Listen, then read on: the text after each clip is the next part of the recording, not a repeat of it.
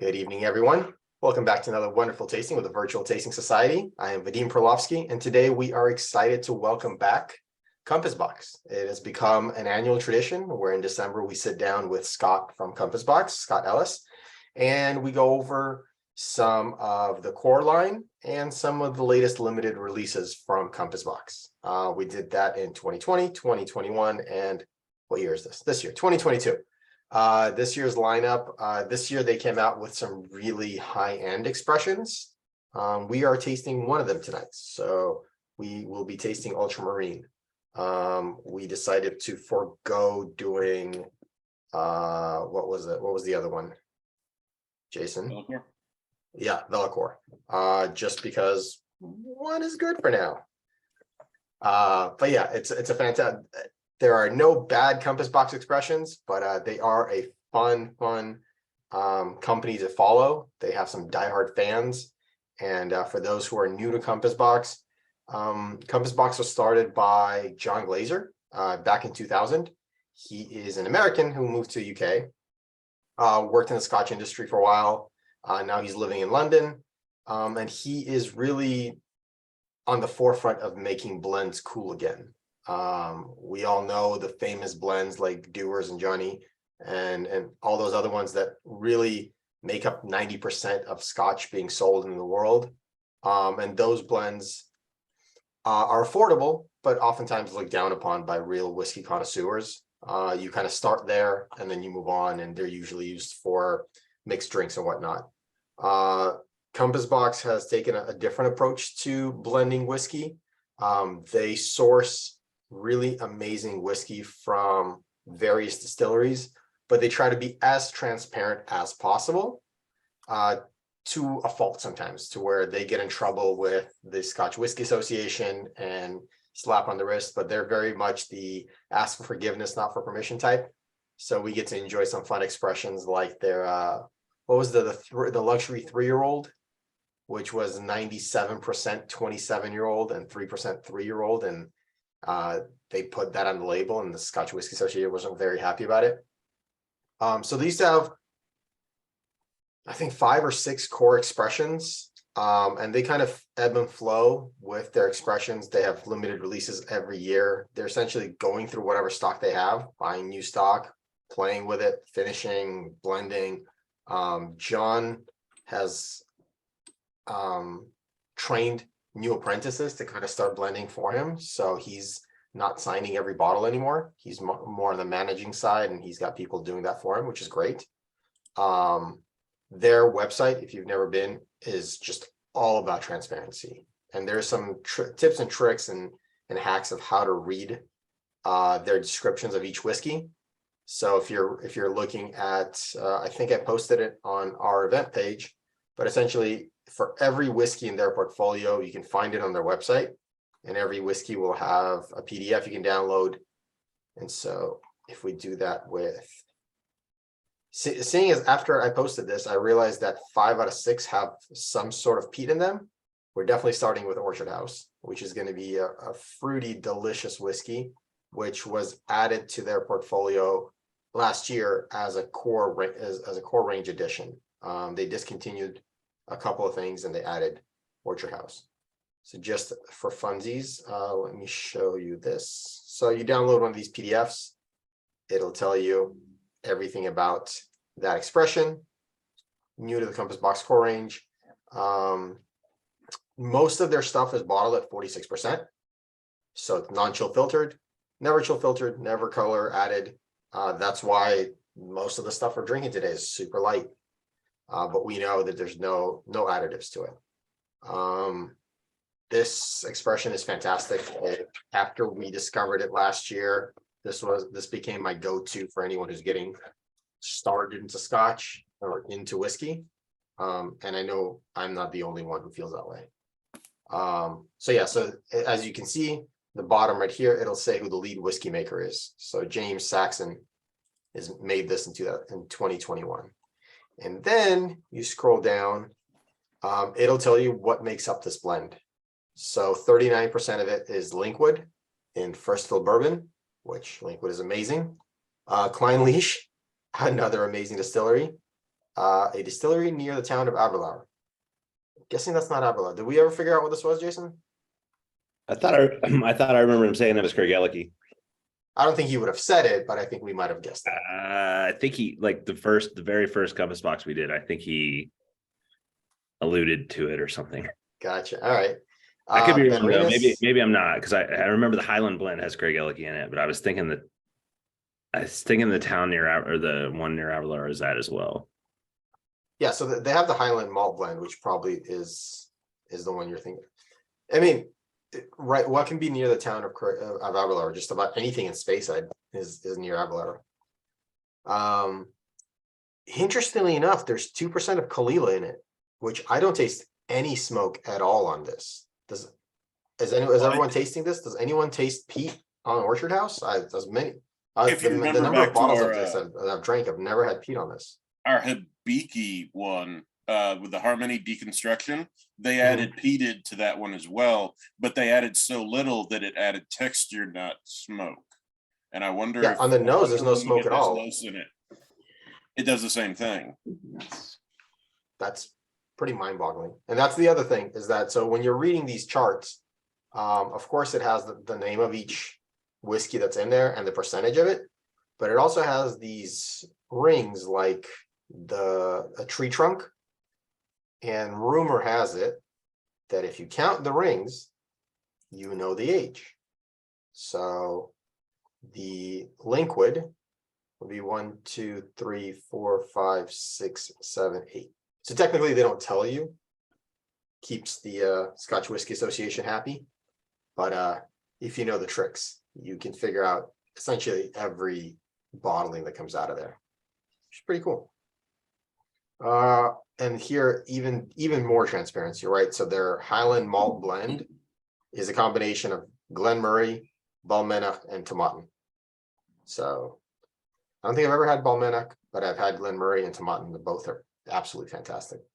I could see a little better, but this is really nice. So is everybody digging into this Orchard House? What's everybody thinking? Talk to me. It's got a really nice nose. I just got a little hit of banana, Ooh, like a dried banana chip. It's that's the first thing that I could sense was the banana chip on it. It's really lovely. There's a nice dried apple. Given the percentage, I don't think it's a surprise that the Klein leash really stands out for me in this one. It's classic waxiness and the nice little fruit that you get from Klein leash. So it's there. funny enough, I was never a big fan of Klein leash because I've only had at a certain point I only had their original, like the official bottling, and then a friend of ours did a Klein leash independently bottled cast strength tasting at his house. And I was like, oh my God, this is now one of my top 5 distilleries. So good. It's I mean, I know this is kind of saying that it maybe isn't all that great, but it's I find like the regular 14 year to be absolutely awesome when you're doing a cigar. It's a nice, easy pairing with a cigar, and the waxiness kind of, if you're not a super, and I'm not a big cigar guy, but do them very rarely, it's kind of, it's a nice pair. I like the fruitiness of it. I get the biggest one I'm getting on this one is melon. Like I'm getting melon and honey. Honey, definitely honey. Interesting you were asking about any whiff of peat on it, and I actually got a little bit of the iodine, that kind of medicinal in the finish. I didn't get it in the nose, I didn't get it in the palate, but I got it in the finish, which is really kind of like the tap in the back of the head going, hey, guess what? I do have some peat in me. Weirdly enough, now that I was looking for it, I got it kind of on the back of my tongue, kind of like right where it flattens out. I got a little bit of, I wouldn't have called it out otherwise, but now that I was looking for it, I was like, okay. And now when I'm talking, I can kind of get that peat a little bit in my mouth. It's one of those things, right? It's suggestive. I've gone through a bottle of this at least, and I never tasted any peat.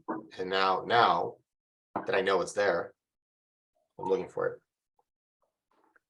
It just adds dimensions to it. Beautiful, Your mind can make a lot happen too if you're looking for something. right? I don't want any Oh, more. no, I don't want Okay, you're good. to. Yeah. Let me take that one. Shane, so we're kind of going with the flow, but I think Orchard House. And let's see, if I had to guess, I think Flaming Heart is going to be the peatiest with Peat Monster. So if I had to guess, I would, hopefully Scott jumps on and corrects me, because I have a feeling I'm going to be off base a little bit. So I guess we as a group can vote with Scott not being here yet, but I think we'll start with Orchard House, obviously. Jump to Hedonism. And then I think the experimental grain would be next, based on what we know about each one. Yeah, reading Tim's notes. Experimental grain, and then I guess the question comes down to: do we want to go heavy peat and finish with ultramarine, or do we want to go ultramarine but it's cast strength and then finish with heavy peat? The Ultramarine still got almost 20% Kalila in it, so it's gonna have some peat. I think as Yeah. much of the given what I think they're trying to do with it based on everything I've read and Mira and early Blue Label, I suspect there's going to be enough going on there that we're not going to lack punch to overcome the peat that's already introduced. Okay, so then we'll finish with ultramarine. So we'll go Peat Monster, Flaming Heart, and ultramarine at the end. I think that's a good. Oh, Scott's calling me. Charles, juggle quickly. You're going to be waiting a bit for that.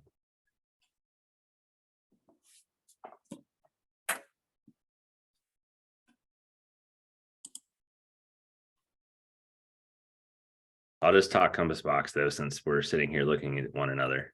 For those that, if you're not like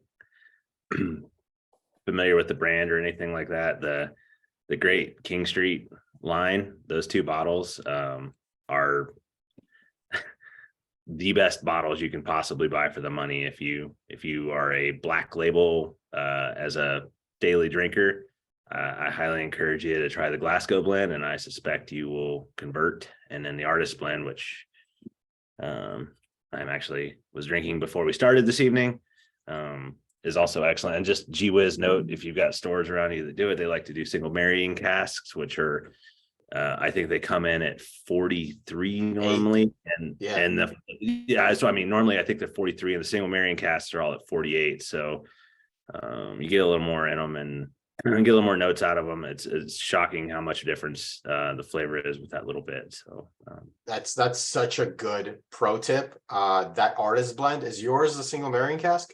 yeah, I got it at Tampa in this shop called Gasper's, which again, another gee whiz. If you're ever in Tampa, if you go to this shop called Gasper's, they've got.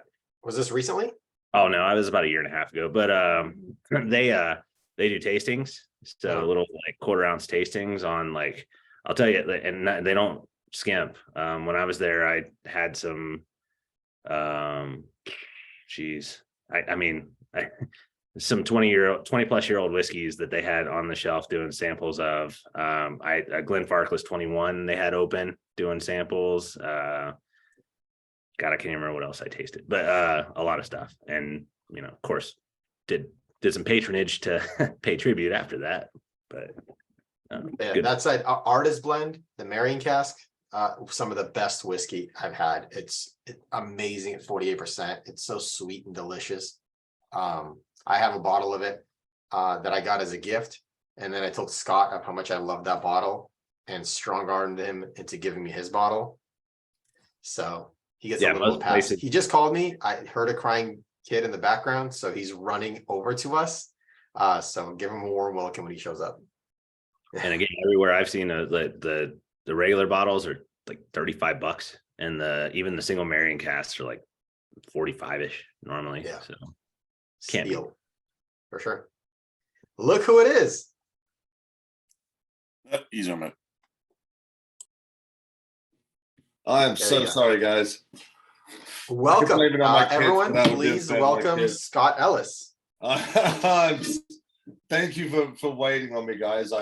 My apologies. I muted my phone earlier today. I forgot to take it off phone, so all your calls have just been quiet and everything. But hey, let's drink some whiskey, right? Have you guys started already? So I did my best to do a quick introduction of Compass Box as a blending house, but if you want to touch on that as well, that'd be great. And we've so far have only tasted the I felt it was appropriate to start with Orchard House because I think that's Sure. the only one that lacks any peat. Or as we found out reading the document, it's got 2% Kalila, which we've all found now. Tiny. Yeah, Orchard House. Now it's ruined for me. It was my favorite pour because I thought it was unpeated, and now it's ruined. Oh man, it's such a great whiskey. I love that whiskey so much. It's so Orchard House, came out. It's only been out for just about a year. And it was not a like for like replacement, but a kind of replacement for like a Sila and Oak Cross. We needed something at the lighter end of our portfolio. Unfortunately, I think you probably covered it. We're a boutique Scotch whiskey blending house, right? The Compass Box, that's what we do. We're not distillers. We are reliant upon distilleries to, provide us with X amount of barrels of whiskey of this age, has been aged in this type of barrel and so forth like that. But what is we're so proud of Orchard House is about 9 years ago now, we actually started laying down our own stocks of new make spirit. So up until then, or up until Orchard House, literally every whiskey we've released has been where we've purchased aged whiskeys and then we've blended them and bottled them and so forth. But Orchard House is the first whiskey it's the most Compass Box whiskey we've ever released. It is primarily 99% of it is whiskeys that we've aged from the day they came off the still. So we actually started going 9 years ago. We went to some of our favorite distilleries, obviously Klein Leash, because we put Klein Leash on our cereal. Kalila, Cameron Bridge, Ben Reyes, Glen Ord, a handful of others. We went to them and said, like, hey, can you fill? We sourced our own barrels and we had them made to the highest spec possible and said, hey, can you guys fill these barrels with, new make spirit, and we're going to age it ourselves at Compass Box rather than, you guys aging it and then us buying it, from you, 10 years later. And that's primarily what's in Orchard House. So, if you look at, you've obviously been looking at the recipe of Orchard House, the original recipe, just about everything in there was 8 years old. And then the whiskey came out 8 years after we started this project. So as I say, it is the most Compass Box whiskey we've ever released, is, comprised of whiskeys that we've basically adopted from the day they came off the still and raised them as our own children. So there's something you're going to start seeing more and more of. We've basically been, just trying to build our own inventory of whiskey rather than relying on, distillery X to, maybe they change. And that's why we've had to discontinue a lot of our whiskeys previously, like a Silent Oak Cross. One of the key whiskeys in there, the distillery, maybe they quit using first fill bourbon barrels, or they did something a little different and the flavor profile just wasn't matching. So, it really is about us, trying to take a little bit more control over what we have going on. And sorry, I was just trying to read the comments. That's all. But yeah, I mean, Orchard House is such a great whiskey. I love it. It's just a happy, vibrant, bright, clean whiskey. It's all about the spirit. It's not so much about it's not about the barrel. It's about the distillate, and it's a celebration of some of the fruitiest distillates out there. Obviously, Klein Leash, Linkwood, Ben Rinners, and that little touch of Kalila that's in there. I mean, it's 2%, but if it wasn't in there, you'd notice. It just wouldn't be quite as complex a whiskey. Does that make sense? I feel like, it definitely adds complexity. You're right. I might have been cloyingly sweet without it. Yeah, a lot of like the cloyingly sweet. Yeah, exactly. It kind of cuts through as well. And some of those whiskeys that you get those really honey kind of notes from, a lot of that is more so with. A lot of it comes from the barrel as well. It's like the interaction of those big vanillins from the American oak and a really fruity distillate like a Klein Leash or something like that. Whereas we haven't like removed the oak. We basically used water washed barrels. Anyone here, you guys heard of like Jim Beam's Devil Cup, something like that? What a lot of some of these bourbon companies doing nowadays is when they dump the whiskey out of the barrel, instead of just then sending the barrel off, they'll fill the barrel with water for a couple of days, and it sucks even more of the whiskey out of the wood. And so basically what you've got is very, very low proof water. It might be like 1 or 2% alcohol, so forth like that, but that's what they'll then cut the whiskey with. So Jim Beam Devil's Cut, that was kind of like the first one, but these are called water rinsed barrels. So then they get shipped over to Scotland. Technically, they are still first fill bourbon barrels because they haven't been used before, but they act more like in between a first and a second fill barrel, because that water rinsing just pulls a little bit more flavor out of the barrels than would have if they'd just been dumped and then sold from there. So this is a lot of what we've been aging this spirit in, is these like water rinsed first fill bourbon barrels. So you're not getting quite that big slap of vanilla that you would get from a first fill bourbon barrel, such as we use in like Hedonism and so forth like that. Have I lost you all already?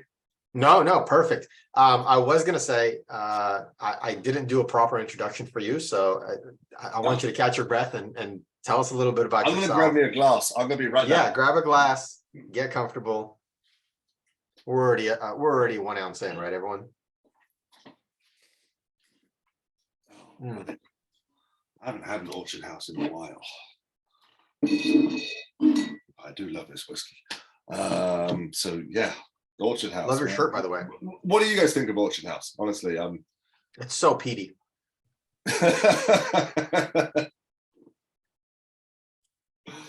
love it. Yeah, I mean, as a guy that tends to drink a lot of very bold scotches, I really like the soft subtle of this, but it doesn't get boring. Exactly. It's still, I mean, it's not the whiskey that you're going to sit down and write poetry about, but it's got enough in there to keep you interested, but it doesn't have to be the star of the show. It's a really nice, versatile whiskey. It's really great in cocktails as well, if you want to mess around with cocktails. But it's great on its own as well. So yeah, it's just, I just always come back to happy as a descriptor for this whiskey. I think the other thing too is, if you started somebody out like, hey, I just want to try Scotch, and to go the classic route and say you pick up a bottle of Glenfiddich 12 or something like that, right? Like profile or some of the notes could be pretty similar to this, but if you got a non-Scotch drinker, that it might be a little the edge might be a little more rough on something like that, right? Like a Glenfiddich 12, where you take this, you get some similar profiles, but you put that Clenleash in there, you put that grain in there, and it softens it. There's no grain in Orchard House. Orchard House is grain in it. Yeah, no, yeah, it's just a blend of malts. But yeah, it still has that lightness to it. Yeah. Which I think a lot of that is like not the heavy amount of oak that's in there. It still keeps it bright and clean. In a lot of ways. I'm just gonna go grab my bag with all my sample bottles because I want to join you guys with Orchard House.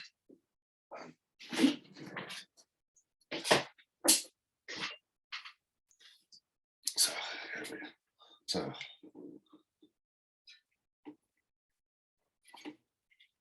happy December, everybody.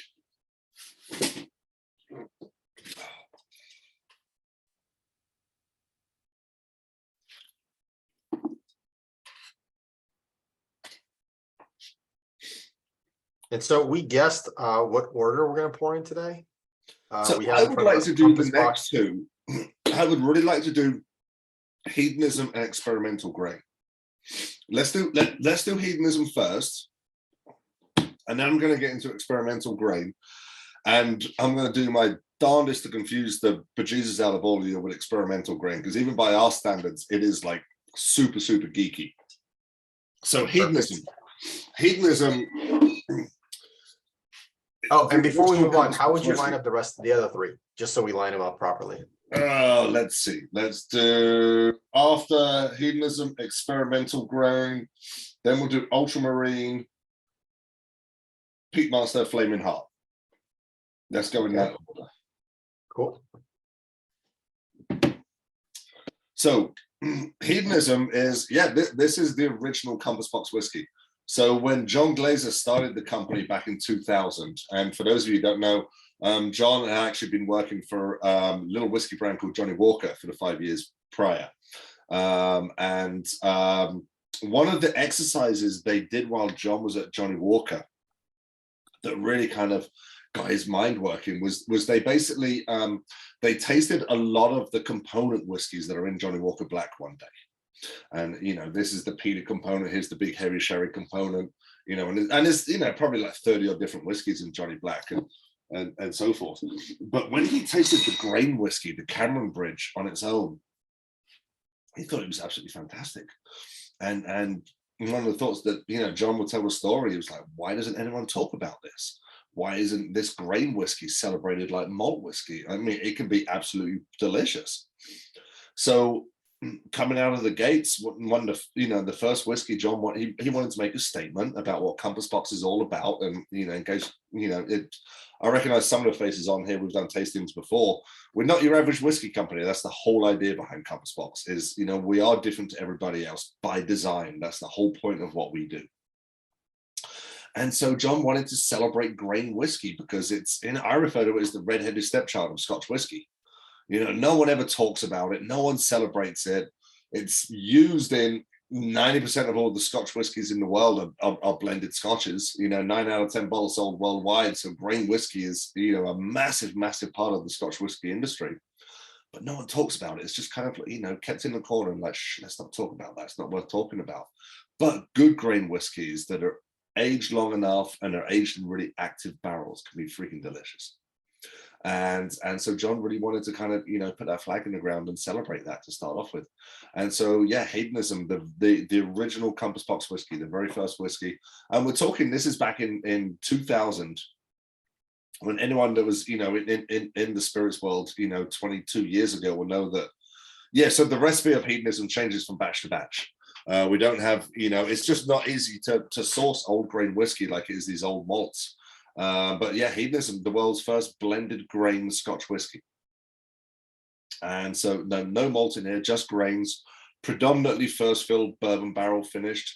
But I mean, this whiskey is a celebration, not just of grain whiskey, but of American oak as much as anything else. So you'll see on the top left, if you just leave the screen there for 1 second, Viddy, it says underneath our signature whiskey, that's the batch number beneath it. And then if you look on the back of the bottle, on the white strip that's on the back of the bottle will give you the batch number. So if you then jump on the website, you can match up the batch number with the actual recipe for that whiskey. Because batch to batch, the recipe changes. It's always about the flavor profile, but we wanted that big, rich, creamy, vanilla, a very, very atypical flavor profile of Scotch whiskey, but it's delicious. It's hedonistic. It's the name hedonism comes from John was having lunch with a couple of industry friends when he was telling them about his idea for starting this little boutique blending house. And one of them said to John, it's like, oh, you're not a traditional blender, you're a hedonistic blender. By that, he basically meant that, hey, you're just making things that you like to drink. And that's exactly what we do at Compass Box. We've never followed the blender's wheel. We only blend a handful of whiskeys rather than 30 or, more whiskeys in most blends out there. We make things that we like to drink, as narcissistic and hedonistic as that may seem. But if we like them, we figure there's a whole bunch of other people out there that like them as well. So hedonism, I often describe this as a Scottish bourbon, if you could. It's got a lot of those same flavor profiles. I say it's big doses of American oak in here, very, very active, predominantly first fill bourbon barrels. You were talking about with Orchard House, if someone's like new to Scotch, you can pour that for them. Hedonism, exactly the same thing. It's not quite as typical a flavor profile as Orchard House, but it's still Scotch whiskey. And a lot of what we do at Compass Box is trying to break down these delineations between categories, and this is good and that's bad. And at the end of the day, so much of it just depends on the actual whiskey itself. There are distilleries out there that are highly, highly celebrated that put out some average whiskey from time to time. And there are some other distilleries that aren't celebrated and so forth. They put out some excellent whiskies at time to time and so forth like that. So just saying something as simple as malt whiskey is good and grain whiskey is bad really doesn't cover it. There are bad grain whiskies out there, but there are some spectacular, grain whiskies out there as well. And the same for malt, And so, yeah, hedonism. We're past the time of year right now, but in London, we actually keep a bottle of hedonism in the freezer. And we pour like little shots for guests, and it's just like really boozy melted vanilla ice cream. It comes out so syrupy. If any of you guys have like a bottle of hedonism at home, or have access to some hedonism, if you don't want to put the whole bottle in the freezer, just pour some into like a little vessel of some kind and put it in the freezer and pull it out after a day or two and just have a sip. It's a great fun experiment to play with people. It really is. I did notice you, at least in the first two, mostly ex-bourbon casks. Yeah. For these two in particular, there is some sherry whiskey re-racked, or some whiskey re-racked into sherry casks in Orchard House. Going back to the project we started 9 years ago of aging our own spirits, everything goes into a bourbon barrel for the first 12 months. The reason being that bourbon barrels are charred, whereas a sherry butt or a wine barrel is toasted. And it just takes a toasted barrel that much longer to pull out those bad flavors, the off flavors of whiskey. Whereas that char in the bourbon barrel just filters those really off flavors a lot quicker than a toasted barrel will. So everything basically spends the first 12 months in ex-bourbon barrels. And then if we want to re-rack it into a sherry barrel or some other type of barrel, we'll do that after 12 months. But it would basically take you about 4 years in a wine barrel to achieve the same amount of filtration of those off flavors than you can get in about 12 months in like a charred barrel. So, but yeah, the majority flavor profile of these two whiskeys has been American oak driven in a lot of ways. But hedonism in itself is a celebration of American oak as much as anything else. I mean, it's just big fat slabs of creamy vanilla goodness in there. Yeah, I mean, you were talking about U.S. whiskey, and in the U.S., it's grain whiskey is equal to light whiskey for us. And light whiskey is just now starting to get popular again. But it reminds me of the same thing that I get from good light whiskey is all that vanilla from the used oak and extracting those vanillins over time, especially because it'll sit there for a while. And it's all, usually distilled above and put in the barrel above 125. So it's really cranking those things out for 15, 20 years. Yeah, it's not a direct correlation.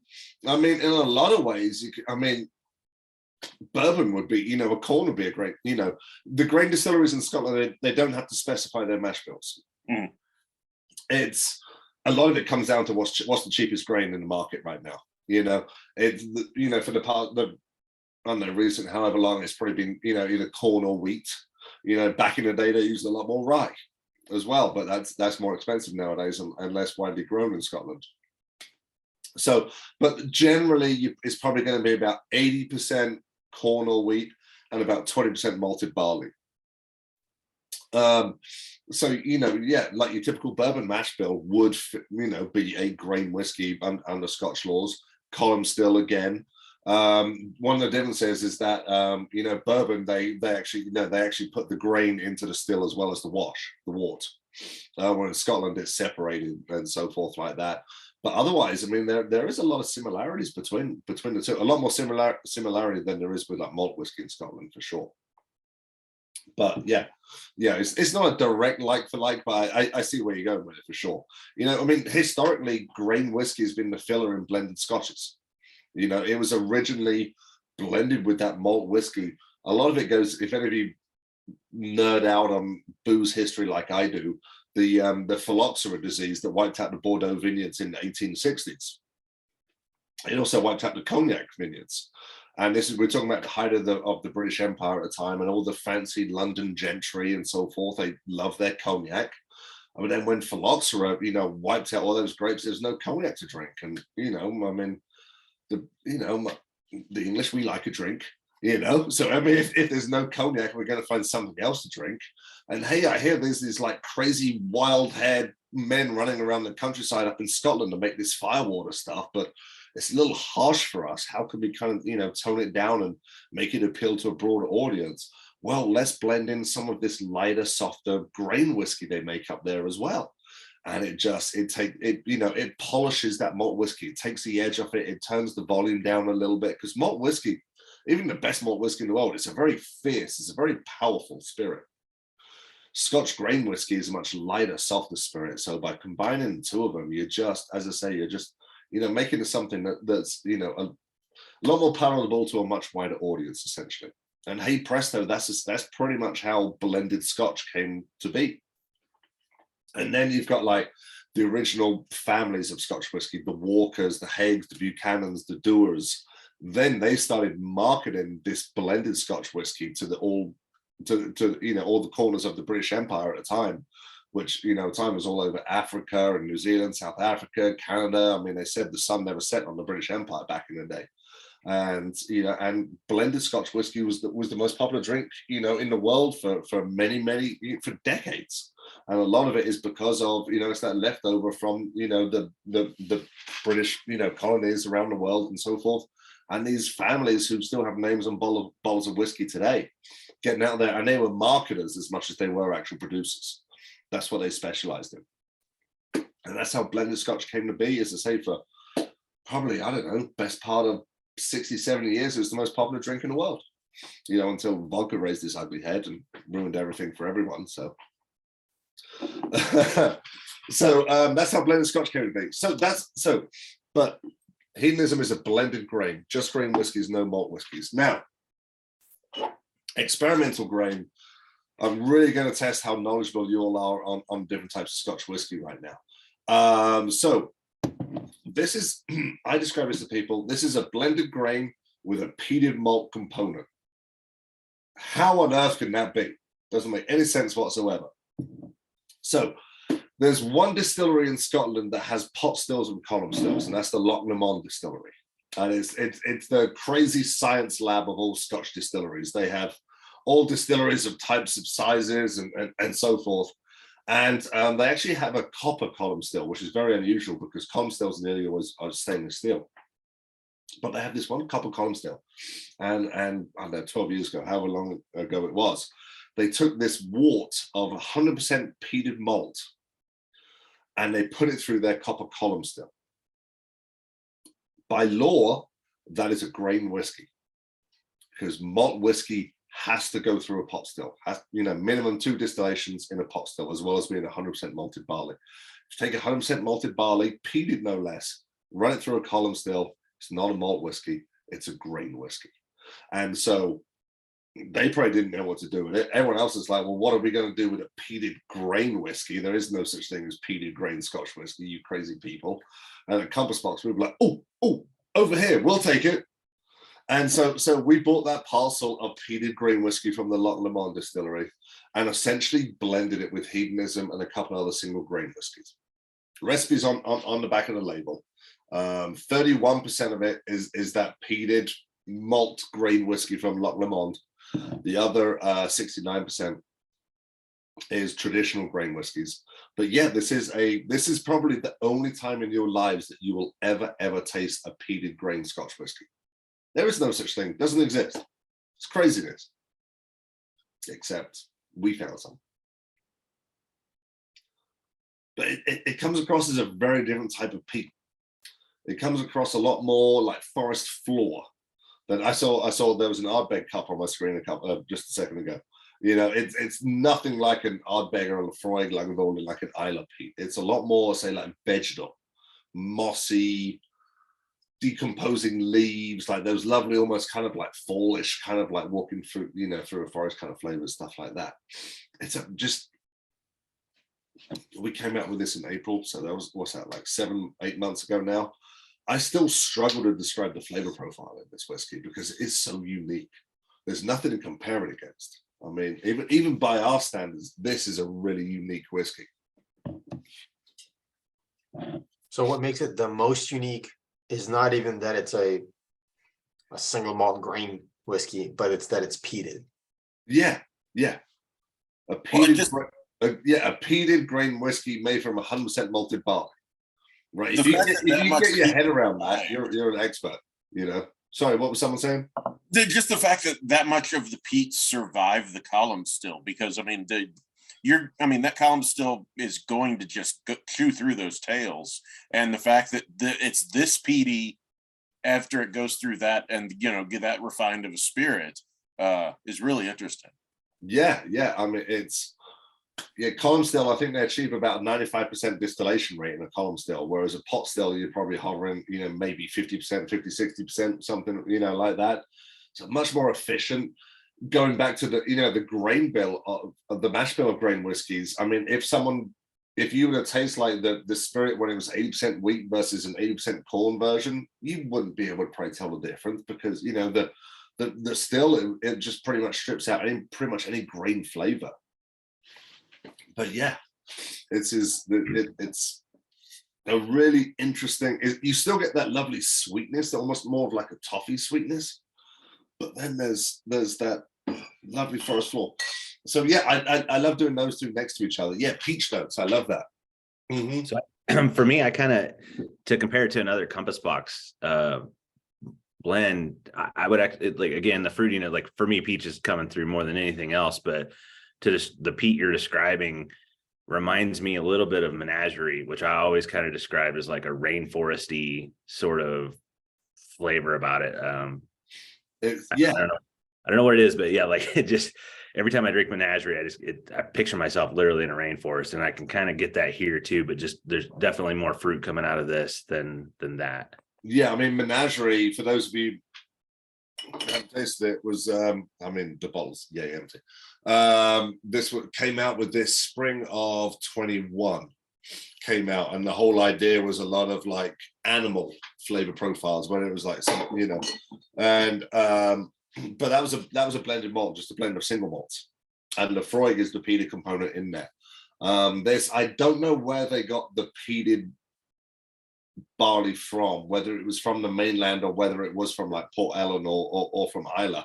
I honestly don't know, but it just comes across so different that if I hadn't told you it was peated, you'd probably be sitting there trying to figure out what it was in other ways, because you really haven't tasted anything peaty come across like that. So really unique flavor profile. Yeah, sorry, I'm just reading a few of the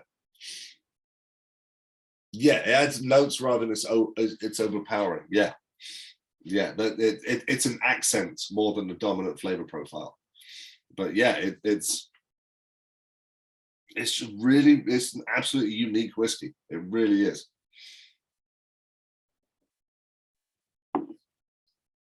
Interestingly enough, on the nose, the peat was a lot more prominent.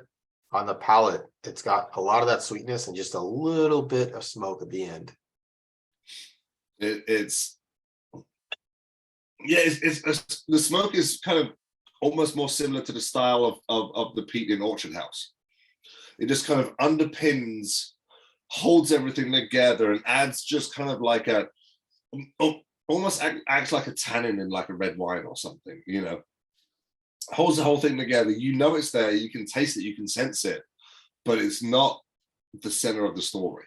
It's just it's like the grown up in the room in a lot of ways. If that makes sense. I really enjoy how the flavors meld together. Like the more that I drink it, the more I get the sweet and the and a little bit of the smoky from the peat. But I think those vegetal notes are stronger like initially, and then as you're getting more into it, those kind of fall away a little bit, and you get more of the other notes, which is pleasant. I'm enjoying it. Good.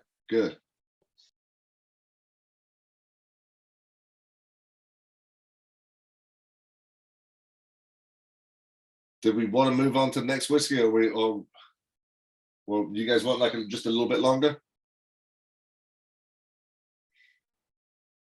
Yeah, I think we're ready to go. Okay, Are so we going to the start of the show?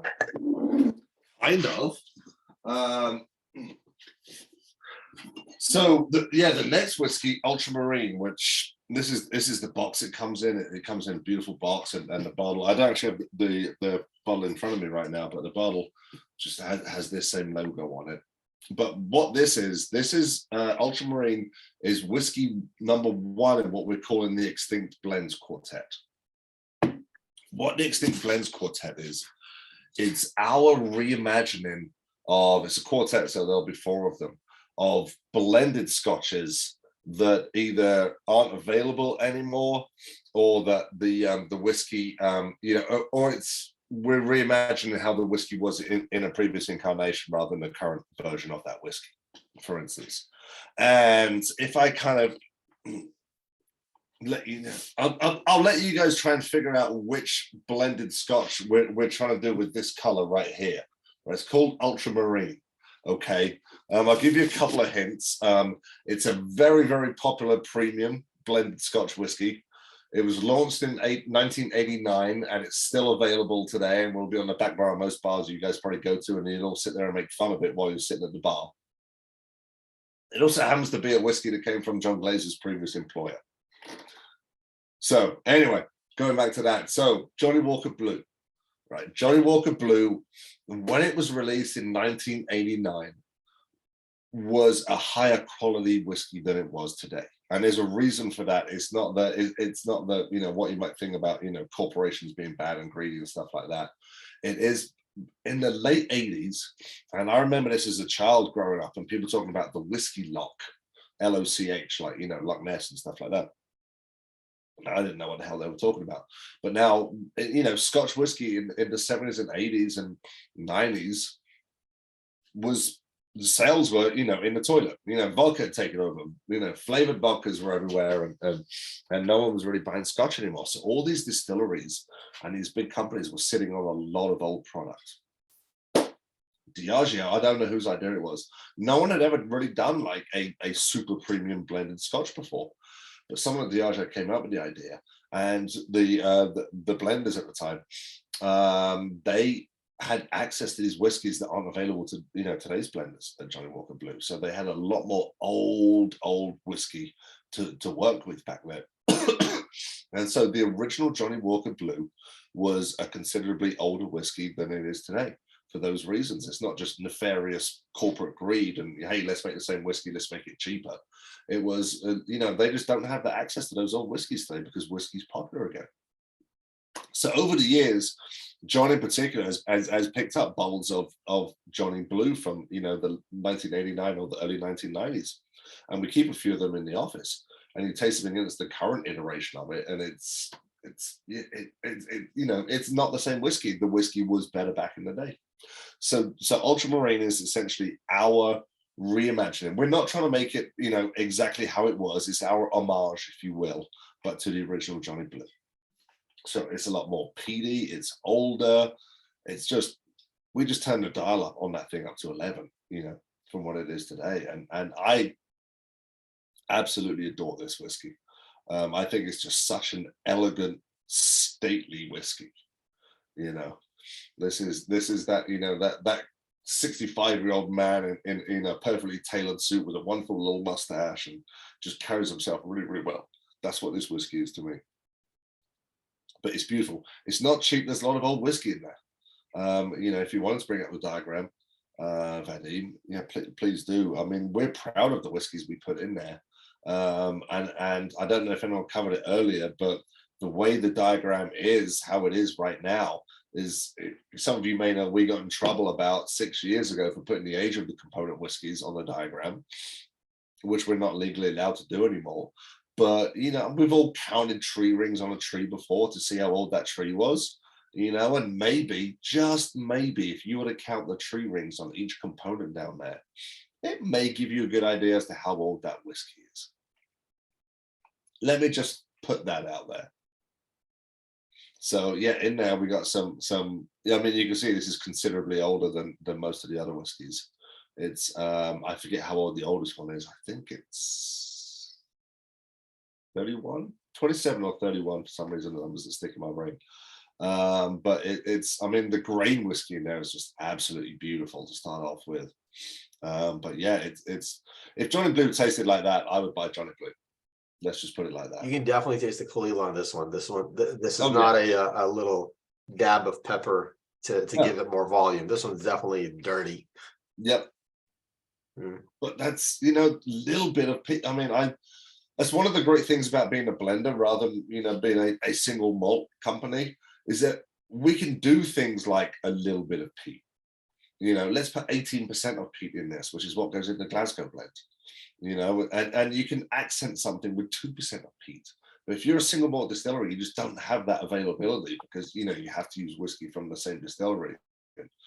So there are so many advantages to being a blender and doing what we do as far as, creating that final product. But Why do you have the blended malt parcel on here twice? One is older, one is younger. I presume so. It looks like it. That one, which is the other blended malt parcel. Yeah, it looks like it's older. Yeah. So one's Refill older. sherry, but they're both refill sherry butts. Just one is older than the other. Every now and again, normally we get them from Gordon and MacPhail normally, but sometimes we'll buy barrels of blends. Blends have been sitting in their warehouse for 15, 20, sometimes close to 40 years, as was in the general. They don't know what's in the blends. We don't have no idea what are the components, of those blends. But hey, the whiskey tastes good, and that's all that matters at the end of the day to us.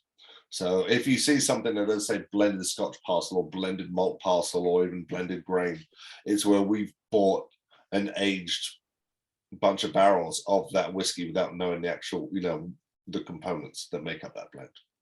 So we're blending a blend. If you want to get down to it. So yeah. You're right, 31. God, that hurt my eyes. There are so many, I got so many of these ages in my head and everything. I knew it was 31 or 27, but thank you for doing that for me because. Well, what I want to know is where the rest of this Glen Ord went, because I have one bottle of Glen Ord and it is amazing. So I'm hoping to see some more sherry butt Glen Ord out there. We do use Glen Ord in Myths and Legends 2 and 3. There's a lot of Glen Ord in that whiskey. It's actually a single malt made from Glen Ord. Number 2 is, and then number 3 is we essentially blended Highland Park and Talisker in there. So we do reuse some of the parcels that we've used in other whiskeys for sure. It's not like if there's 46.7% of this, it's not like we put every drop of that whiskey into the blend. I mean, we've still got some other bits and pieces lying around all over the place, and we will reuse them again. Absolutely, because they're good whiskey. James Saxon as the whiskey maker. So there are 3 people in our whiskey making team, and their names all begin with J. There's John Glazer, obviously, who founded the company and basically walking, talking whiskey legend. There's Jill Boyd, who joined us in I think 2016, and she's done some of our blends. She's done No Name 2, Story of the Spaniard. That's just to name just a couple. The Flaming Heart, the 6th version of Flaming Heart. Hedonism, not Quindecimus,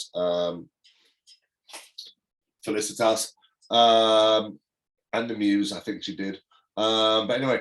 And then there's James Saxon. James joined us probably about 4 years ago, and he's really been taking lead on a lot of projects recently.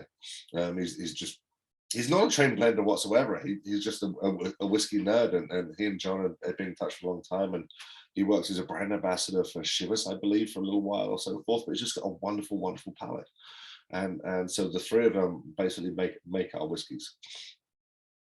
And John is humble enough to push them to the front when they should be pushed to the front, rather than just taking the glory all for himself and everything. But yeah, I'm fascinated to hear what you guys think about this whiskey.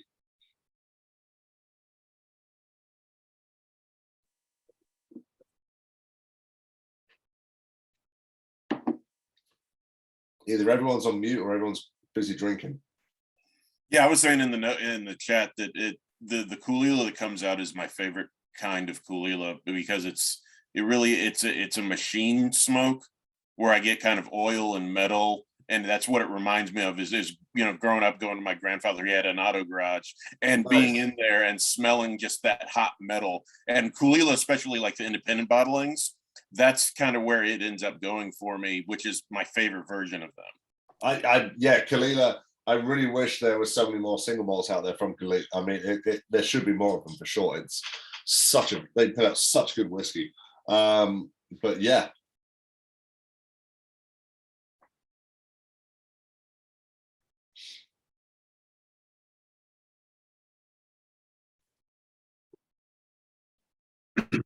No, I agree with Jason on that one. I put it in the chat too, but I'm kind of getting the same thing. It's like I get a sweet up front and the nose, like I'm not expecting what's coming off the nose, to be honest with you. It's a little tame on the nose for me, but I think my nose might be messed up too because I've been traveling all day and it's not great weather where I'm at. But yeah, it's a little sweet up front, and then I get more malty notes, the floral notes, some definitely the bready kind of notes sort of in the middle as it's transitioning.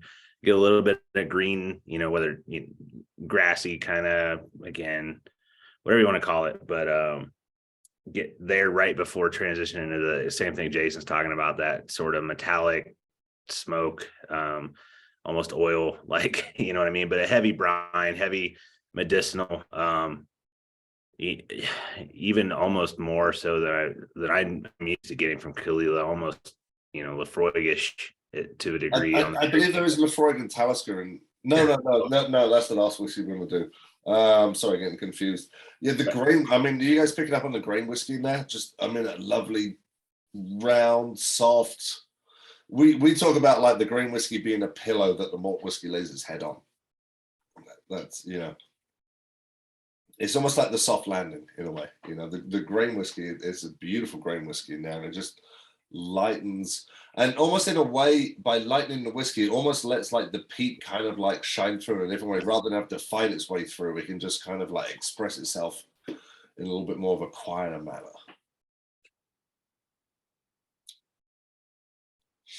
So this is one of four.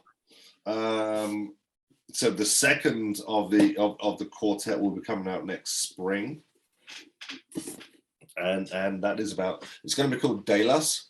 But other than that, I can't really tell you guys too much about it, other than it's a riff on one of my absolute favorite whiskeys that unfortunately isn't around anymore. And then there'll be two more after that as well. I was going to say the Ultramarine and the Experimental Grain and the Velicor were bottles you hinted at last year when we did this tasting in December, and we were patiently waiting for them to come out. So yeah, it was nice to know that they're coming out before they're coming out. It's fun. Yeah. I mean, I normally know what's coming out in like the next, I don't know, 9 months, maybe 12 months, something like that. But yeah, it's hard to keep it to myself sometimes. But until it's on the TTB website, we are told to keep on. So I know there are plenty of people who scour the TTB website. So once it's on there, it's out. So, but yeah, what do you think of this whiskey, Vadim? Fantastic. This is, I mean, you pour this for anyone who's like, I drink single malts, I don't drink blends, to be like, it's beautiful. It really is an absolutely gorgeous whiskey. This strikes me as one too that you're literally gonna taste different stuff every time. I mean, it could be no matter whatever you ate during the day, it's gonna make this thing taste night and day different. I think it's got so much going on. You're just gonna pull different notes every time. I think that in a way might be why I talk about whiskeys with personalities rather than flavor notes. I'm terrible at writing flavor notes. Even when I was selling wine, and I always like to give a bottle of wine like a character rather than, oh, you're going to get hints of this and hints of that. It's like, duh, I get it. So it's almost in that subjective way. It's like, what does this whiskey make you think of as a person? And then it kind of comes through from there. But yeah, it's not a cheap whiskey. Don't get me wrong. It's a $375 whiskey, but it's worth every penny in my opinion, for sure. All right, is everyone ready to jump into the peat pool? All right. No safety devices allowed. We're all jumping in head first, and half of us probably butt naked too. Let's drink some Peat Monster.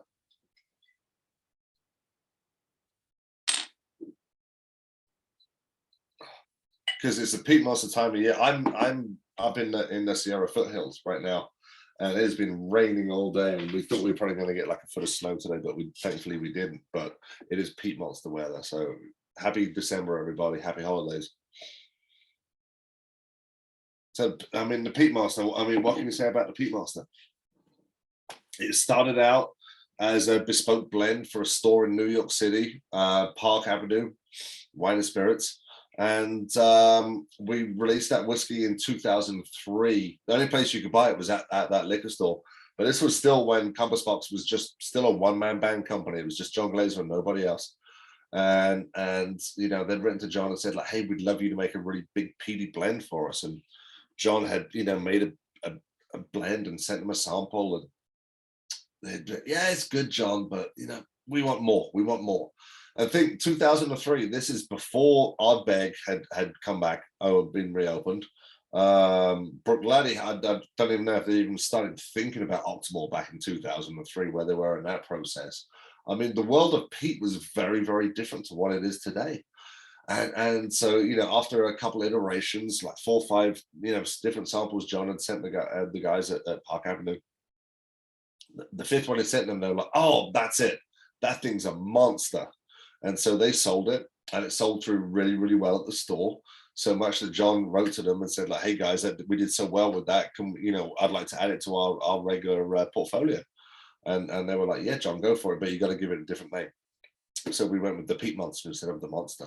But you can still pick up bottles of the Monster on the secondary market, and they're not that expensive either. It's surprisingly affordable to get hold of one of these whiskies. But the recipe of the Peat Monster, I mean, the Peat Monster, the idea was never to, you know, to be the Octomore or the, you know, the Ardbeg Supernova or anything like that. And don't get me wrong, those are wonderful whiskies. But we, you know, the idea was never to make the world's peatiest whiskey. It was always about making something that was, you know, celebrated these big Isla peat flavors in particular, but do so in a balanced way. You know, it's probably more like a Bordeaux, where you're taking like really, really big, powerful grapes, Merlot and Cabernet, and you know, Cab Franc and Petit Verdot and so forth, and you put them together in a way that you make something that's, you know, just balanced. And so the Peat Monster has always been like about, you know, that lovely balance between like the smoke and the malted barley. And so around about, I think it was about 4 years ago when we switched to the we call the painting label from the old brown and gold label, we really gave the whiskey a facelift as well in terms of the recipe. It used to also have Lechic and Ardmore in the recipe, and we essentially got rid of both of those two. We bumped up the Kalila. So 2019 we released this. That's right, not 2018. But it's yes, it's peaty and smoky and it's big and but it's almost playful. It's almost, you know, it's almost approachable for a whiskey of this peatiness. So I think I have to say, everybody here knows my love of peaty whiskey. Why do I like this? This is insane. I mean, I think for me, just reading that, taste. yeah, reading those notes too, though, man, like you know, creamy is the word that stands out to me more than anything else. Like for all the other flavors that are going on here, it's that creaminess that really just pulls it all together. Yeah, it's yeah, obviously American oak, both, you know, and there's about 6 different types of Kalila that's in there, but they're predominantly, I think they're all American oak.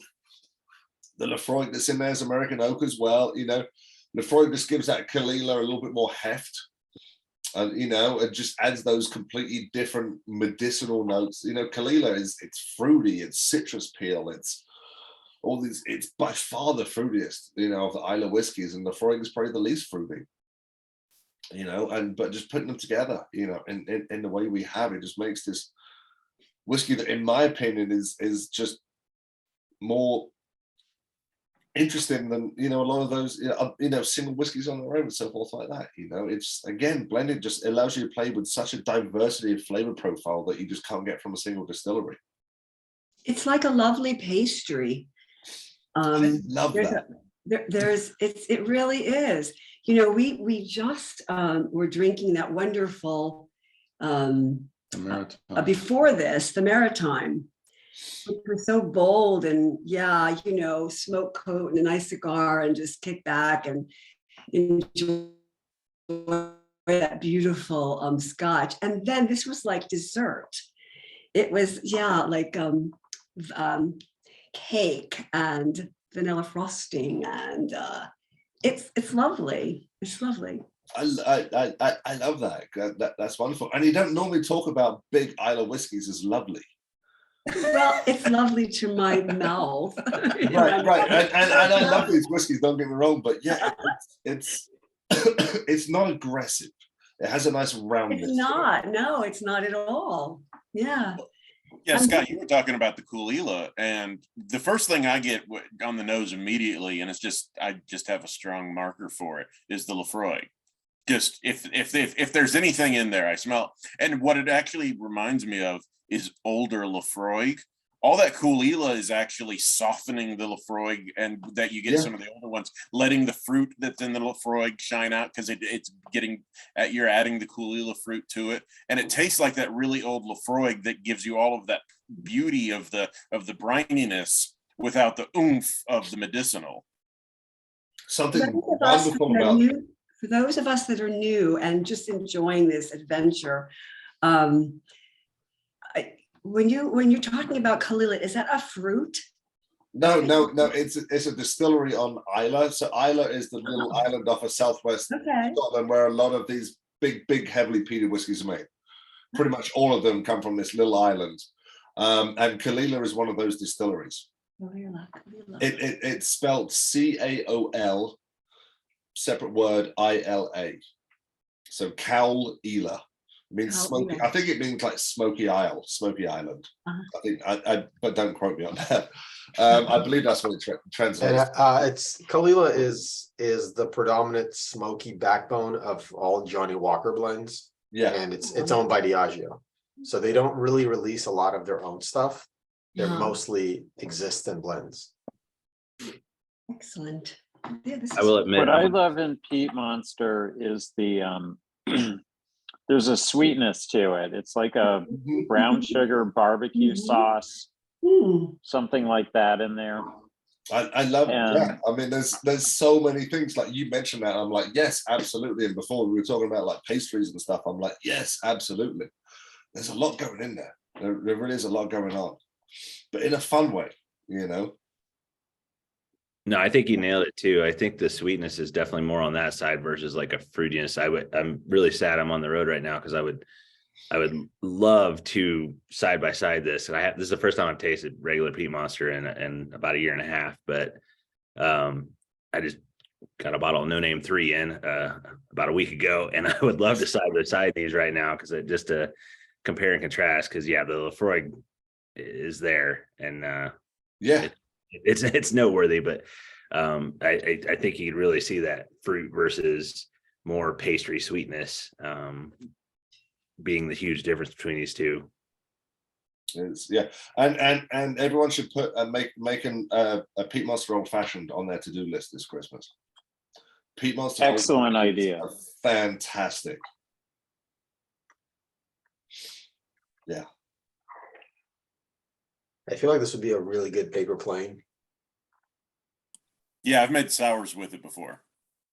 I mean, peated whiskey is really fun in cocktails. It can go in so many different directions that you weren't expecting it to. It's every tiki drink tastes better with peated scotch in it. Every tiki drink. If you, as well as having a Peat Monster Old Fashioned, ask for a peated Mai Tai sometime. Get like a Mai Tai, have them switch out the rum for a peated scotch. They're amazing. Even just a little whiskey and ginger ale. It's a little highball with the ginger ale. It's and with peated whiskey, grapefruit is a great accent. If you wanted to do like a Mamie Taylor, with ginger beer, instead of a squeeze of lime, do a squeeze of grapefruit in there, or just a little grapefruit express peel on just like a neat single malt, peated single malt. Just really brings out flavors that you wouldn't expect. So yeah, play around with grapefruit and heavily peated whiskey too. interesting. I'll try it with some diet squirt one of these days and see how that works out. The budget version. Paloma. A cocktail I love with peated whiskey is the Tattletale. You can Google the recipe. It's easy to find. It's Yeah. got an Isla whiskey and a Highland whiskey in it with honey syrup and a couple other ingredients. And a lot of people who tell me they hate peated whiskey love the cocktail. Strongly recommend trying it. I'll put that on my to-do list. Jason Oh. mentioned the penicillin. That there is peated whiskey as a float on the penicillin. So That's the part of the recipe. penicillin, so Mm. hand on heart, and we're recording this. So if I'm telling porcupines, you can put it on the internet and so forth like that. The penicillin is a compass box cocktail. I kid you not. When Sam Ross made the original penicillin back in 2004, it was with compass box samples that John Glazer had left for him the previous day while he'd been in the market. Sam was off that day, so John just left him samples. The original penicillin is our Asila, which we unfortunately don't make anymore, with a Peat Monster float. There's video evidence online. There's podcasts where Sam talks about the whiskeys he used. It's the penicillin is, hand on heart, a compass box cocktail. And Peat Monster is the float on the penicillin. So would it be sacrosanct to say that I made one using a particular rum cask finish that I've been trying to get rid of for weeks because I can't stand it neat? And so I made a Caribbean penicillin. How was That's what I it? called it. It was kind of interesting. Yeah. But I used Bunna as the float. And Okay. it worked out kind of neat. It was really Yeah, neat. I mean, just like everything, like riff on it, play with it, have fun. You know, how many cocktails are just riffs on a classic? You know, essentially, like there are 5 mother sauces in French cooking. I think you could probably take cocktails down to like 7 or 8 like mother cocktails. And There's everything 6. there is There's a book called The Cocktail Codex, and the theory of the book is there are 6 cocktails and everything else is a variation. Yeah. So I mean, the penicillin is just a riff on a whiskey sour, which is a riff on something else and so forth like that. I mean, that's really all it is. So, you know, put your own spin on it for sure. Have fun. I mean, I've had them with banana liqueur before. They were delicious, or maybe a little pineapple in there to change the flavor up, you know, and you can do all kinds of different things. So, you know, it's you know, itself is a, you know, a riff on a riff on a riff, if you will. So play around, have fun. But the original penicillin is a compass box cocktail. That's very cool. Yeah. I will say, since we're talking cocktails, totally off base, I discovered El Diablo, which is a tequila cocktail for Halloween, and it's supposed to be a mule, but I don't like the sweetness. It's too sweet for me. So I make it with just club soda, which technically makes it a ranch water, and it's tequila, lime, club soda, and you do creme de cassis, and it is sounds delicious. fabulous. It is amazing. I'm like halfway through a bottle of creme de cassis. When I bought it, I was like, this is stupid. I'm only going to need like 1/4 of an ounce per cocktail. Do not count how many cocktails I've had. Stop it. And trust me, there is no judgment here, my friend. I mean, if I turn this camera around, you can see my office. It is part office, 20% office, 80% liquor store. I've been called that. I've shown people my collection and they're like, is that a warehouse? What are you doing? I'm like, just because my collection is in the garage, don't judge me. Yep. I don't know. It's a collection. I've just always been fascinated by booze. All right, you got to turn it around. Now we got to see it. Now you've teased us. I mean, this is my office. So it's just a reconverted little, it's nothing fancy, but that was my whiskey glass. But yeah, this is all just booze, and here's my little compass box section right here. That's a lot less than I expected. I gotta say. Well, all those boxes over there are full too. I've given a lot away over the years. I mean, I have a 1 in, 1 out policy. There's my wine over there as well. So, but at this point, I got so many open bottles of booze at my house. I don't open the bottle until I finish a bottle. And where are you again? We'll come finish some of your bottles for you. I'm sorry. Oh, where are you located? Right, yeah. We'll come finish some bottles and bring some new bottles. Yeah. I know. I'm having 2 young kids. I just don't drink that much these days at home. No, I feel you for sure. It's someone who does these. I very rarely get to my bottles. for sure. Yeah. But your menagerie looks like it's on its way out. So what do you got lined up to take its place? Well, let's talk about our most recent limited edition whiskey, which is this guy right here, Flaming Heart, or this t-shirt Perfect. right here. As we enter our last pour of the night, I do invite everyone to turn on their cameras and join us for a quick toast. Absolutely. And a quick cheers. Get Lucas and Adam and David and Dennis. Come on back. There we go.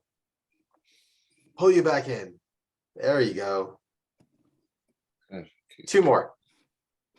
No? All right. Well, thank you everyone for joining us tonight. It's been an absolute pleasure. Raise a glass to Scott for making it this evening. Thank you so much, Scott. Eventually, Box. again, my apologies, but thank you. Made it. That's all that matters. Same time next year, Vadim, for sure. But happy holidays, everybody. It's officially Happy holidays, everyone. Raise a glass and smile. One more. One sec. One more. Come on. Sorry, technology fighting me. Smile to the camera. Becky, get your husband a smile. There you go. Lovely. Got everyone. Thank you.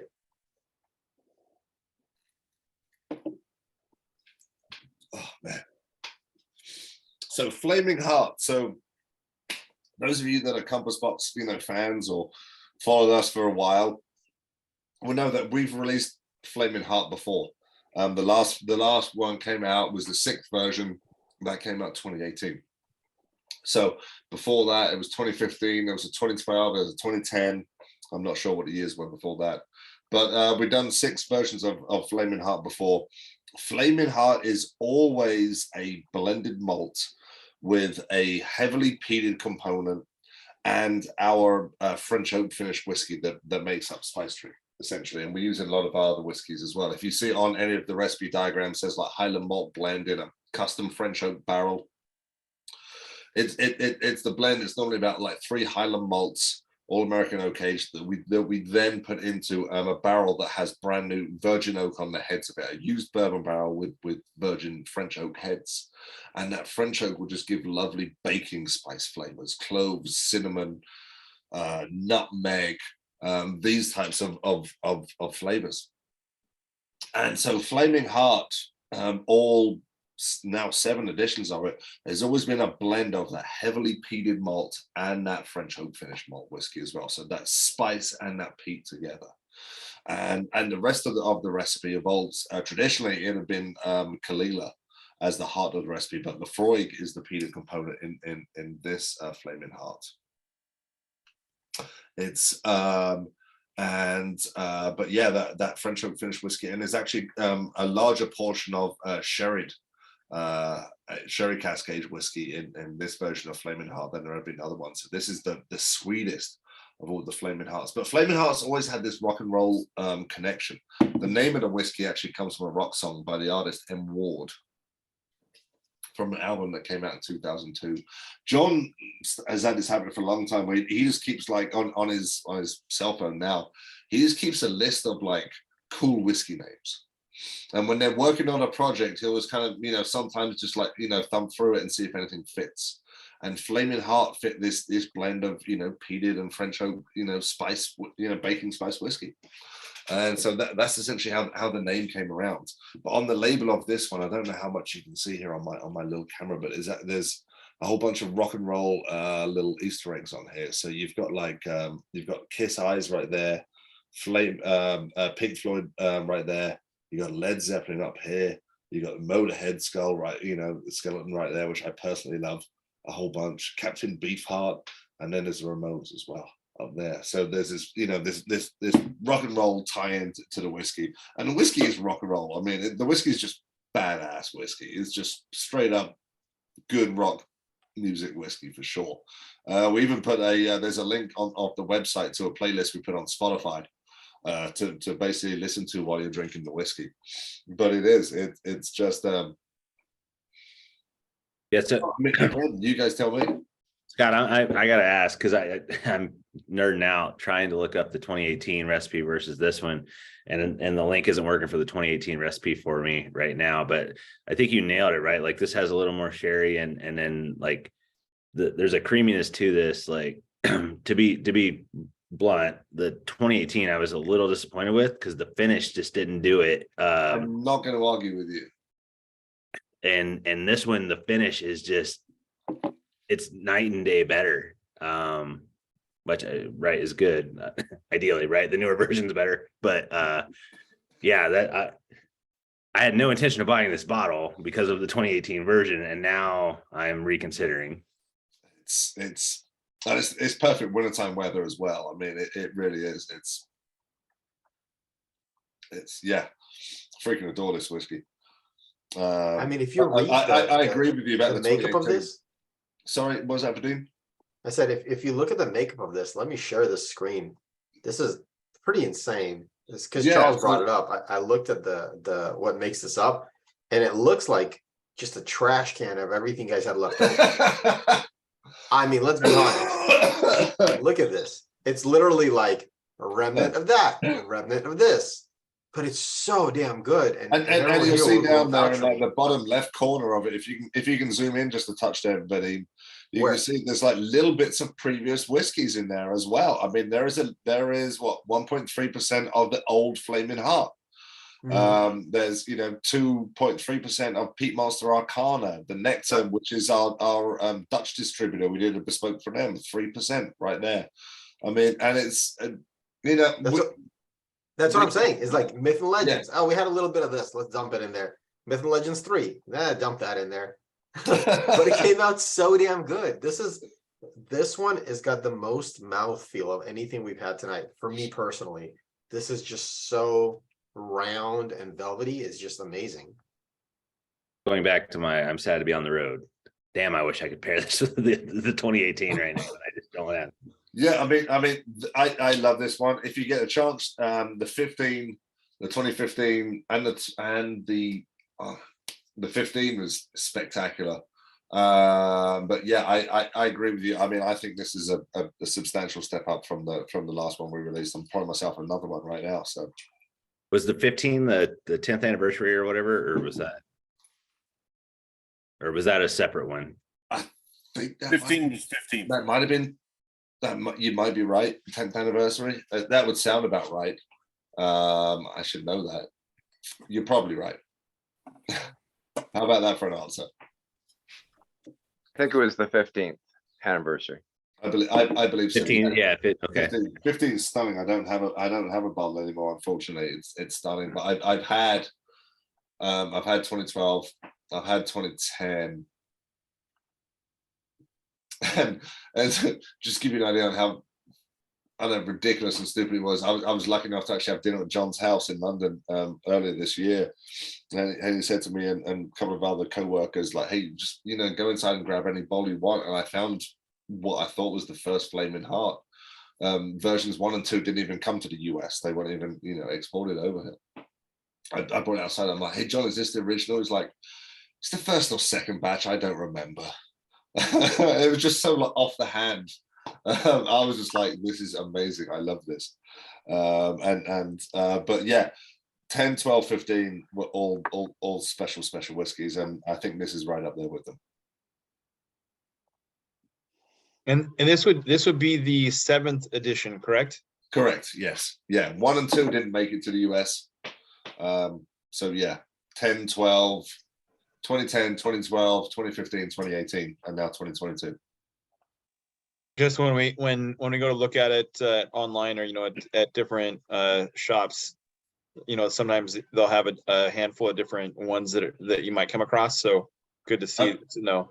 Yeah, I mean, if you can find any of the older ones, snap. I mean, that's just good whiskey. I mean, it's as I say, it's peated in French oak, but the rest of the recipe changes from whiskey to whiskey. So there's still a lot of room to maneuver as a blender to create different flavor profiles of this whiskey. Now, interesting, Peat Monster Arcana, they mentioned on the recipe wheel. Peat Monster Arcana, what we did with that is we actually took some peated whiskey and finished it in our French oak custom French oak barrels, whereas this is a blend of traditionally, aged whiskey and our French oak finished whiskey actually blended together.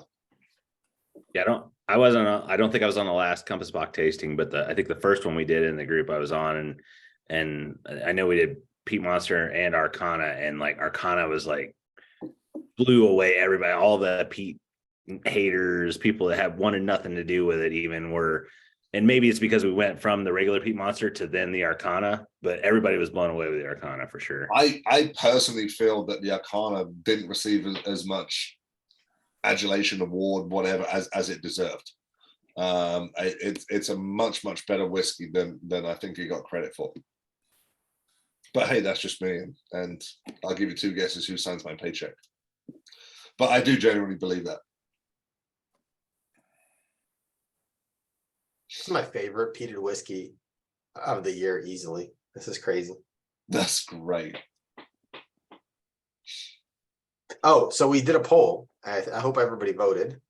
We got 10 out of 16. Everybody vote in the poll. What's your favorite pour of the night? There we go. I see answers coming in. Favorite expression of the night. Becky, you get 2 votes.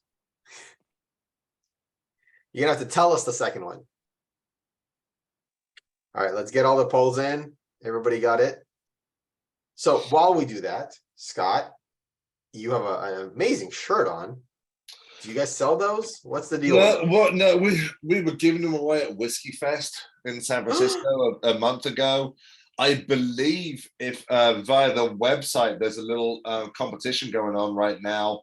If you recommend a song to add to our Spotify playlist for Flaming Heart, the 10 winners will receive a t-shirt. Awesome. So it's basically the label on the front, but what's really cool about this is, it's in the style of a rock band t-shirt, but on the back, instead of the tour dates being on the back of the t-shirt, I don't know how well you can see that, it's actually the recipe for the whiskey. That's awesome. Isn't that cool? Yeah, this is the only one I have, so I'm sorry. I actually gave the one I was wearing at Whiskey Fest to a guy at Whiskey Fest. He wanted it so badly, and this is just the only one I have. But I believe there are still, a handful, 2 handfuls available in this competition on the website. So yeah, get on there, nominate a song to, and then click the link, go to our Spotify playlist. There's some good music on there. Can we just get the design and I'll reprint them and put my logo on them too? I'll put the logo on the sleeve and we'll reprint them. They're so cool. I literally, like, when I picked up the phone, I was like, oh my God, I'm late for this tasting. I just ran into my bedroom and threw this on quickly and ran down here to my office. Awesome. All right. So everyone who's going to vote has voted. I will give you the opportunity, as always, to guess what you think was the winner tonight. It's for me to guess? Yep. It's got to be this or Ultramarine. You got to pick one.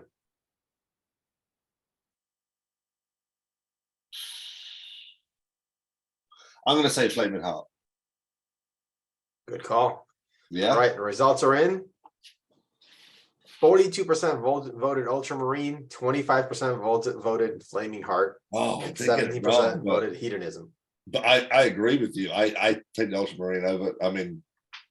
But yeah, I do agree with you. Would have been nice to see an Orchard House get a vote. What the hell, people? Almost did. Well, but it was up against some pretty tough competition, let's be honest.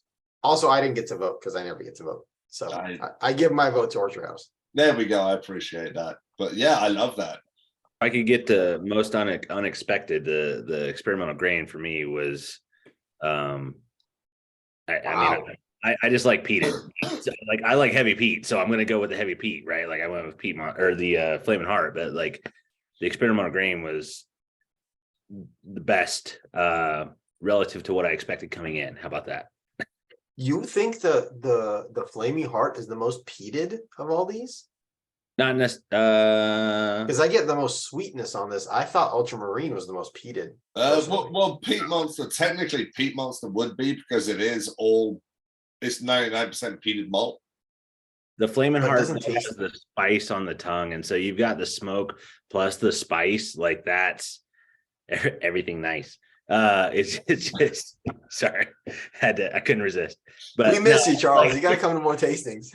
I know it's all the tingles. It just gives you the most that's going on. The Peat Monster, it's good, but it's like it's separate, right? Like there's different, and the same thing with the Ultramarine. It's like I'm drinking four. It's like the Ultramarine. I almost like I went back to it after tasting the two peated, and I honestly felt like I was drinking Highland Park for the first little bit, and then the other flavors came in, and it just the Flaming Heart, just everything meshes well, and I think it's just more well-rounded than the other two. But again, the experimental grain is far and away the one that's better than I expected coming into the night. And it's the most interesting. It's the most unique bottle you're going to have on your shelf, no matter what. It's peated malt grain Scotch whiskey. Yeah, because that makes rolls right off the tongue. Right. Oh, you've got one of those. I love those. Yeah. Becky, we need to know what's the second vote.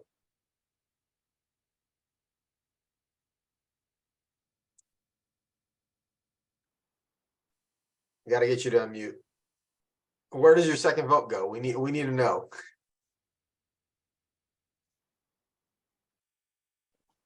Or not.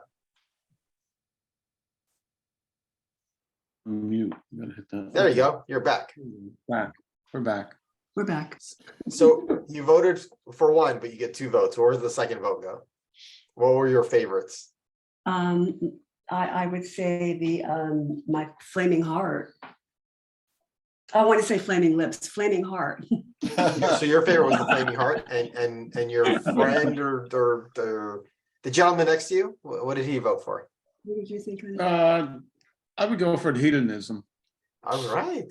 Yeah, Complete opposite ends of the spectrum, but I love that. I love that, you know? Very cool. Yeah. This is wonderful. This was wonderful. Yeah, you guys have been great. What a wonderful Yeah, it's been, experience, guys. I It's mean, been a lot of fun. you know, it's just so nice to sip with friends and enjoy and discover. You know, we love bourbons and whiskeys and rye, but I'll tell you, I love a beautiful Scotch. And a friend of ours gave this to me as a birthday gift.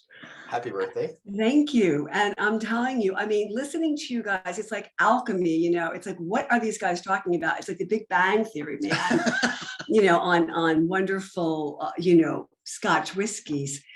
And a lot of it I didn't understand, and a lot of it I did. And I just wanted to thank everyone. You guys were wonderful. I enjoyed this journey with you all. Learned a lot to learn. But the bottom line is that my mouth loves what it loves.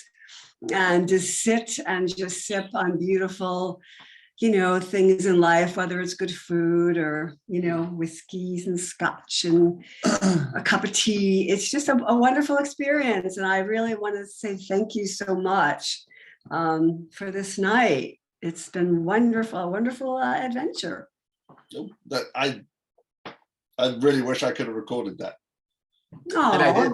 Thank you I so was gonna much. say, Vadim did. oh, thank you. Yeah. Guys, no, thank you. I can't tell you. We're sitting here, and you know, my jaws are like locked because I'm beaming from ear to ear.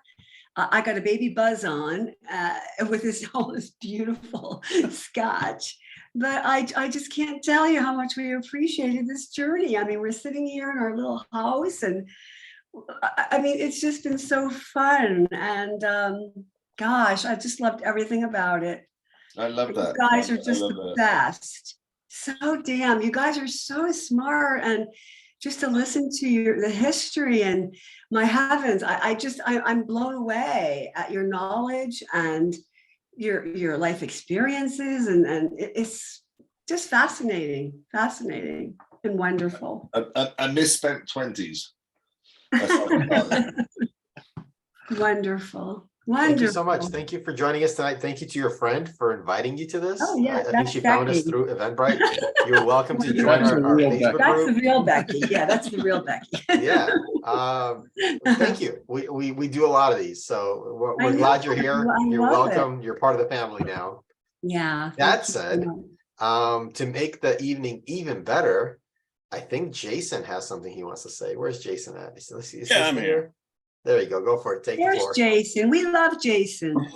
So I have been a Compass box fanboy for a long time, ever since I got into whiskey. And since we are getting ready to start, it's actually ironic that we mentioned some of these, but Vadim is going to do a raffle or a drawing or something for at least 2 different people. I'm going to send him some samples of some older Compass boxes to send to you all. And so the 2 I picked out of my collection, I had them here, was the Peat Monster Arcana Nice. and the 2015 Nice. 15th anniversary Flaming Heart. Oh, Oh, wow. And you know what? I'll add to that. One of our members was nice enough. He found an old bottle of Oak Cross that I've been sipping on since Scott mentioned how good it is. And oh my God, it is good. I never realized how good it was. And you said that the Orchard House replaced old Oak Cross. So he was nice enough. Adam Mogul was nice enough to hook me up with 2 ounces. So I drank 1. The other one's going to get bottled into a 1 ounce sample. So that'll go out to 1 lucky winner. So I'll pick 3. And I'll run the randomizer. As always, you got to be here to win. But yeah, we'll throw out 3 samples to 3 lucky winners. And so just remind me next time you sign up for a kit, and we'll throw in that extra sample into your kit. Let me run the randomizer. awesome. I said that right? Awesome. That's so cool. You said Thanks. ran the randomizer. I was close. So That's very rather than cool. clean it out for people who aren't here, I'm just gonna run it as is.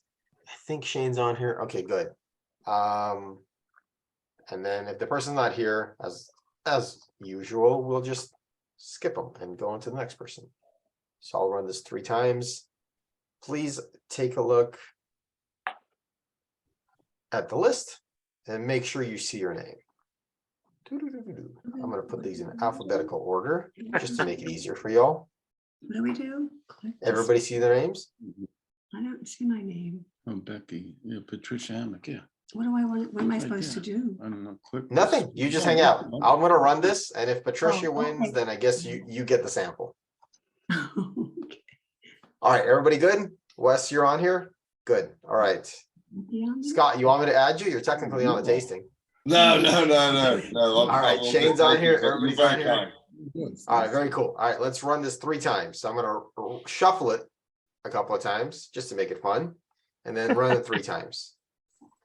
So if you win, next time you sign up for a tasting, just remind me, put it in the notes, and I will add it to your kit, and you will get your sample. Please. Marissa, congratulations. Yay! You'll get one of them. Let me write this down. Run it again. So funny. Yeah. This is really funny. The one tasting Jane misses. So Jane is one of our loyal members. She's been doing this for years, and she delivers all the kits to the Valley, which is actually at the theater tonight. So she's not here. I would have loved to have heard what she had to say about the Peat Monster. Right? At least there's no rye in it. That, to her credit, she did get a sample of this Oak Cross from Adam because he was nice enough to share it with everyone in that pickup. Look at that. Tell me you're still here. William. Bill, Yeah. you're here. All right. Yeah, I'm here, but I actually think I have bottles of all of these. So why don't you give it to someone else? All Oh, right. so Thank you so kind. much. That's very generous of you. Yeah. That was very Nice. Yeah, generous that of was- heart. What a generous man. The universe will bring you many things. What an amazing, that was awesome. I Yeah, love that was that. great. Huh? That was nice. Yeah, wonderful. Congratulations. Jason. All right, You get to Jason, do you keep want one of a your sample bottles. of Cross? Yay! No, I've got 1 bottle left of it. So yeah, no. All give right, moving on to the next person. These guys are so funny. I want pizza. I'm hungry.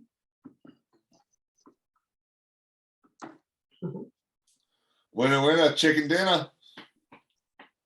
Charles Wilkin. Yay. Congratulations, Charles. I do. I come back for the first time in like a year and I win something. I love it. Yeah, that's right. You should come back more often. I think I probably will now. Perfect. And the final winner tonight is Is this Charles? Yeah. David. Congratulations, David. That's awesome. Yeah, appreciate it. Very cool. All right, we'll figure out who gets what. It'll probably be random, just so it's easier on me.